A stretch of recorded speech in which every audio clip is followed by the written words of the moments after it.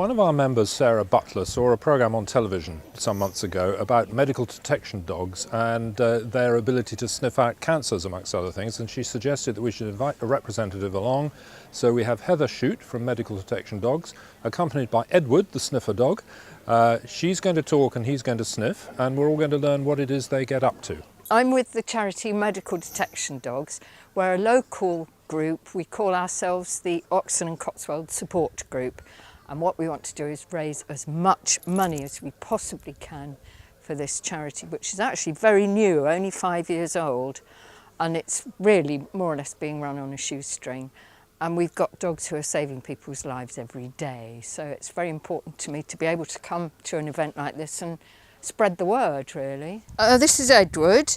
He's not a working medical alert dog, but he's passed a special test so that he can get his uniform to be a supporter dog, and he comes fundraising with me, and he also does a little tiny demonstration when I've done my talk. He would either be in the cancer detection team, which is a group of dogs who are working, they're not sniffing people, they're working on proper scientific trials, detecting cancer in urine samples and breath samples.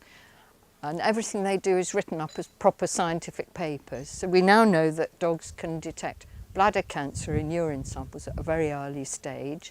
And they're now on to a prostate trial, which is obviously very important to this group we're speaking to today. I've come to tell you about this incredible charity called Medical Detection Dogs. We're using the incredible, amazing power of the dog's nose to help people with different illnesses and diseases. There's two parts to the charity. The biodetection, the cancer detection dogs are a team of dogs who are working, they're not sniffing people, they're working with scientists on proper scientific trials, detecting cancers in urine samples and breath samples. The other part of the charity is the medical alert dogs, who are your typical assistance dogs, so they'll be living full-time with their partners, with their human partners, and they're like an early warning system. They work with people with conditions like type 1 diabetes who have no warning when their blood sugar's changing rapidly.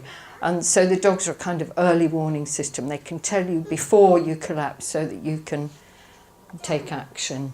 And we've got metal cylinders with a hole in the top and pots of water underneath. And I'm just going to put some sugar in one of them, and hopefully he'll pick out the one with the sugar in.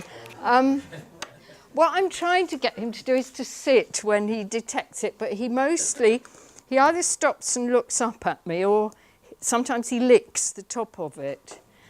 And if I could get this designed again, I would have them much further apart, because it's quite difficult actually to see if he is getting it right, but hopefully it will work. So it's that second one in. Don't listen, Edward. It's that, hang on, it's that one there, isn't it? I'll twistle it round so it's a bit further. Oh, yeah. I think that's it. Where's the cheese? Okay, Edward. Eddie, sniff. Ed, sniff.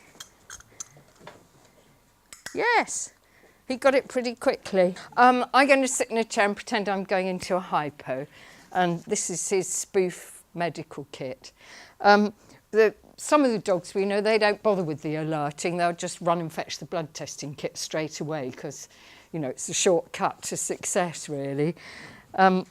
They all alert in different ways, but they've got to be very persistent, because apparently if you're going into a hypo, it can affect your mind.